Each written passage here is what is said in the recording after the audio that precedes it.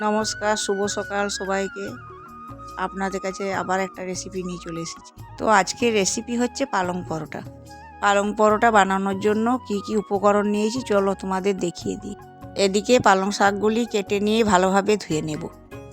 তার সাথে নিয়ে নিয়েছি জিরে, আদা আর লঙ্কা।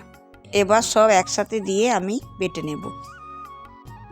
এবার একটা বাটিতে আমি আটা নিলাম, একটু লবণ নিলাম, পেস্টটা দিয়ে পুরো ভালোভাবে মাখিয়ে নেব। এদিকে আমার মাখা হয়ে গেছে। এবার একটি একটি করে লুই কেটে আমি পরোটা বেলে নেব।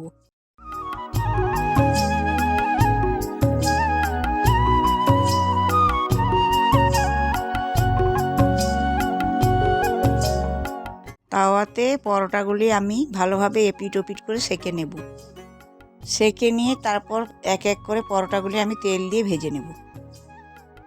এদিকে আমার পরোটা রেডি। এবার তোমরাও ঝটপট বাড়িতে বানিয়ে নাও পালং পরোটা। আমার ভিডিওটি যদি তোমাদের ভালো লেগে থাকে তবে অবশ্যই একটি লাইক এবং সাবস্ক্রাইব করে দিও।